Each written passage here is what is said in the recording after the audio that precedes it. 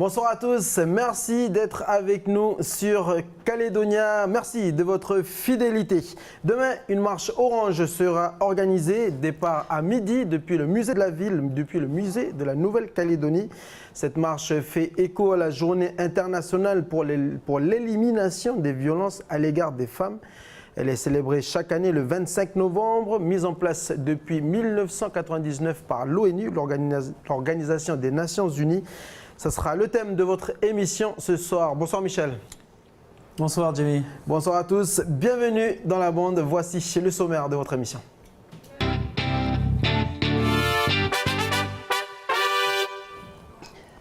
Chaque femme doit avoir une vie sans violence, c'est ce qu'a déclaré Dewe Gorodé, membre du gouvernement germain en charge de la condition féminine.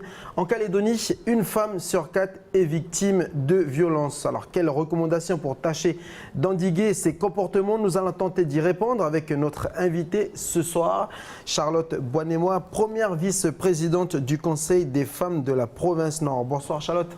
Bonsoir Jimmy. Et merci d'avoir accepté l'invitation. Alors ce soir Michel, au menu, une revue de presse, une vidéo récupérée sur le web.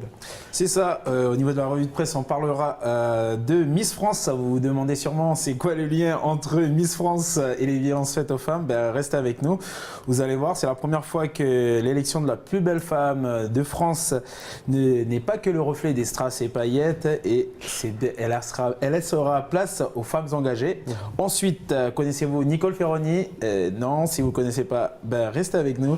C'est une humoriste, elle est très forte dans l'art de maîtriser les mots, et vous allez voir et surtout entendre ce qu'elle a écrit sur les violences des femmes, c'est tout simplement magnifique. En tout cas, Charlotte, elle a rigolé, ça veut dire qu'elle connaît Nicole. Allez, on passe à la rubrique « C'est comment ?»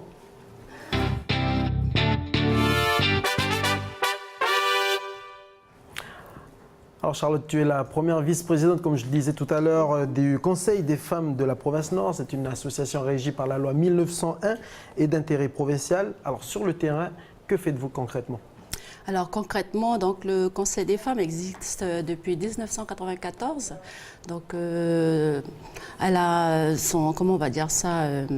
ses actions. Donc on est tout au long de l'année, nous sommes présentes sur les différentes actions que mène le Conseil des femmes, comme la journée de la femme a commencé au mois de mars, le 8 mars, donc la journée internationale de la femme, le 8 mars. Nous, on est présente, le Conseil des femmes, au mois de juin, avec la fête de la robe mission et de la vannerie. Donc c'est pour mettre en avant le savoir-faire des femmes.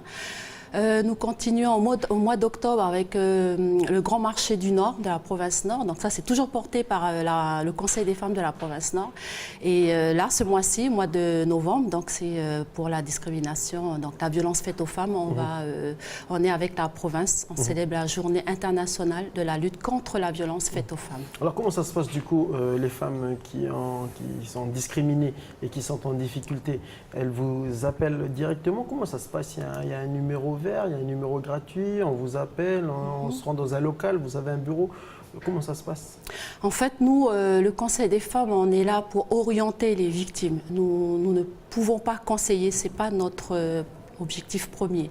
Par contre, le Conseil des femmes oriente ces victimes-là au travers des autres associations comme SOS Violence ou SOS Écoute ou le CAFED, qui, eux, sont à même de pouvoir prendre en charge la victime. Nous, par contre, sur le terrain, le Conseil des femmes, nous, on réactive les réseaux. Ça, c'est notre objectif, nous, le pôle discrimination, parce que je suis dans le pôle discrimination, donc les violences faites aux femmes, dans chaque commune respective, parce que vous savez, le Conseil des femmes est détenu par les 17 fédérations, donc des 17 communes de la province Nord.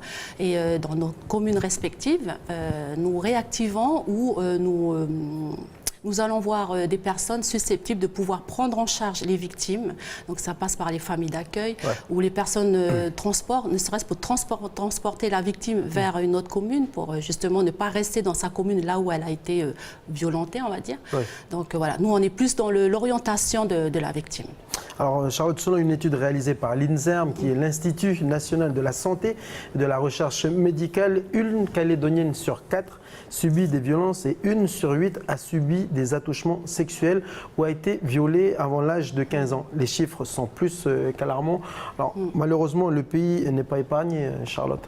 Oui, effectivement, on reconnaît sur le terrain que les victimes ont du mal à parler. Les victimes, elles ont subi une violence, mais il est très très difficile de faire parler ces victimes-là pour essayer de trouver une solution pour pouvoir les prendre en main. Oui. Donc ça, c'est encore un objectif que nous, le Conseil des femmes, au travers du pôle discrimination, nous essayons de plus travailler pour justement briser le silence. Parce qu'on dit à chaque femme qu'on ne peut pas être victime de violences quelle que soit sa forme. Et on dit surtout que la femme n'a pas à subir de violence. Est-ce qu'il y a des démarches qui sont initiées justement pour pallier à ce manque de communication ou les femmes qui n'osent pas franchir le pas, sortir du silence? C'est vrai que c'est difficile. On les oriente, ces femmes, au travers du café et tout. Mais elles ne se sentent pas sécurisées. Elles ont toujours peur de l'après. Oui, c'est ça. Parce que la Nouvelle-Calédonie est petite, donc tout le monde se connaît. Voilà. Donc c'est vrai que c'est difficile. Je me mets à la place d'une victime. C'est vrai que c'est pas évident. Alors il y a des marches qui sont organisées pour sensibiliser et faire de la promotion. On va voir dans quelques instants justement un extrait du reportage. Mais avant que l'on regarde ce reportage, j'aimerais revenir un peu sur un aspect que tu viens d'évoquer. C'est difficile d'en parler. C'est d'ailleurs la raison pour laquelle on a eu du mal à avoir une personne ce soir pour témoigner. Voilà. Pas pour qu'elle nous raconte, qu'elle ne rentre pas dans les détails de ce qui s'est passé, mais qu'elle nous dise voilà, j'ai subi ça et je suis là ici ce soir pour pouvoir en parler, pour inciter d'autres femmes, d'autres Calédoniennes qui ont connu la même situation que moi. C'était difficile de les faire venir en plateau pour qu'elles puissent en parler. Donc je pense plutôt qu'elles sont encore en train de se reconstruire, parce qu'elles ont vécu ça, et après il y a la reconstruction. Même si ça s'est passé il y a 2-3 ans, c'est toujours là, quoi. C'est encore présent. Donc effectivement, ces femmes-là, c'est très difficile de les faire venir et leur dire de raconter leur histoire. On entend dire qu'elle se culpabilise et elle déresponsabilise son agresseur. Effectivement, il y a beaucoup de personnes, beaucoup de femmes qui, après avoir subi des violences, au lieu de culpabiliser l'auteur, c'est elles-mêmes, elles se disent « Ah, purée, mais c'est vrai, j'aurais dû pas aller là parce que si j'avais pas été là, ben, j'aurais pas pu... C'est vrai que c'est une réaction que beaucoup de victimes prennent en compte. Ouais. Et heureusement qu'il y a des marches, comme je vous le disais tout à l'heure, qui sont organisées. Je vous propose de regarder un extrait du reportage qui a été diffusé il y a 2 ans sur une marche pour dénoncer les violences faites aux femmes. On regarde, il a été tourné à Pointe-Dimy.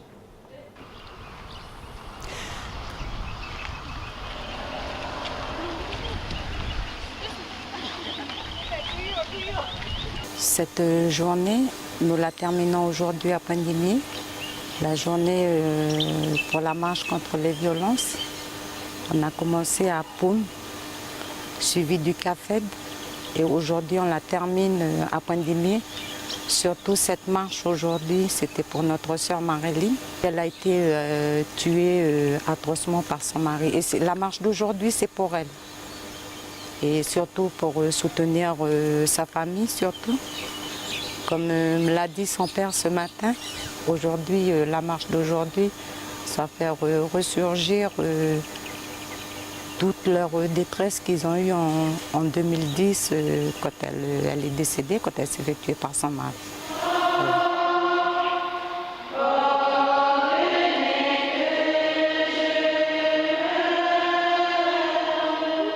L'invitée de cette année, c'est Madame Tissot. On l'a invitée parce que voilà, c'est une femme qui a subi des violences dans son enfance. Et déjà l'année dernière à Koumak, elle avait témoigné. Mais aujourd'hui, on l'a encore réinvitée. Et peut-être l'année prochaine, on va la réinviter encore pour que cette année, les mamans qui n'étaient pas l'année dernière, cette année-là et l'année prochaine, elles seront là. Justement, c'est qu'elles nous servent de modèle pour les violences faites aux femmes.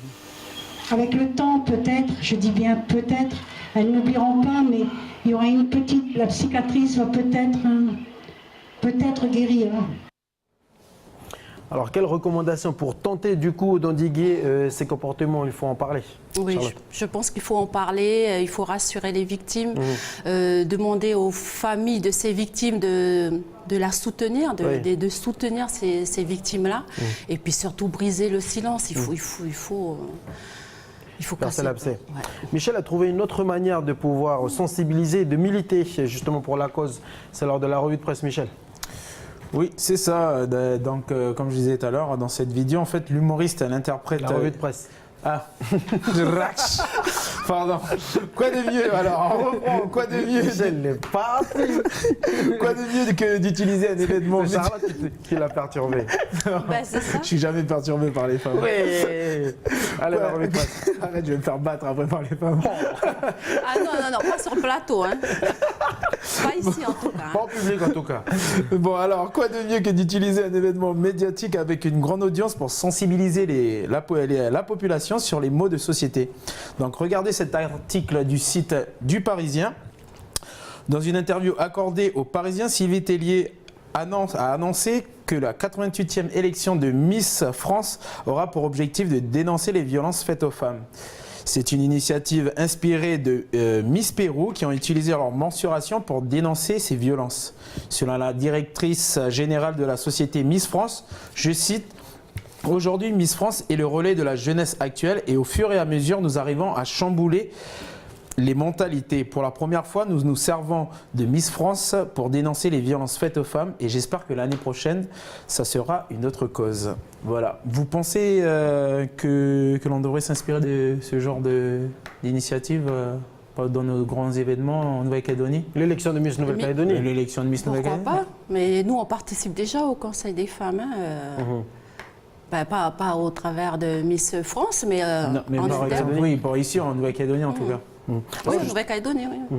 Alors justement, on parlait de comment passer, comment surmonter cette phase difficile. Il faut en parler, il faut faire de la sensibilisation.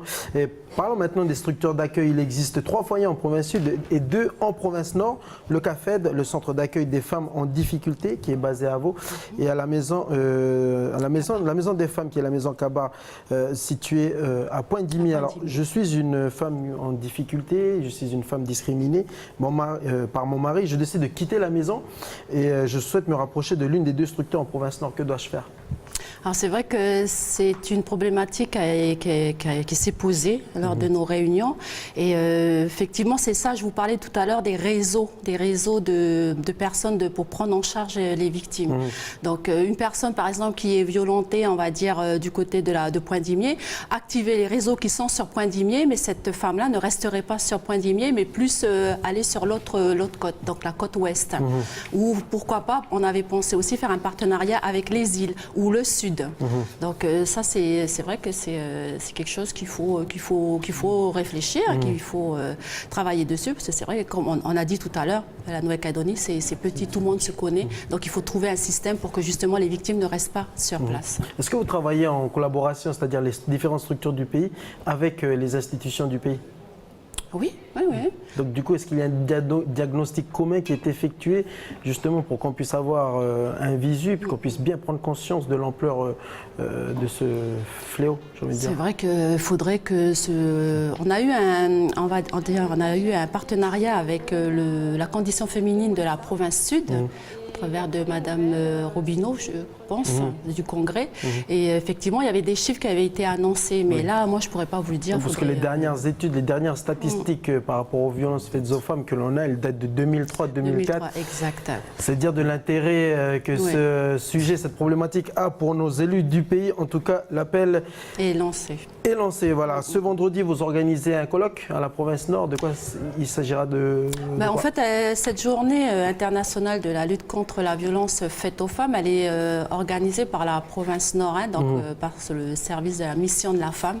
Donc elle nous a envoyé le programme qui est diffusé sur Facebook et au travers des fédérations. Nous, on l'a basculé au niveau de nos fédérations.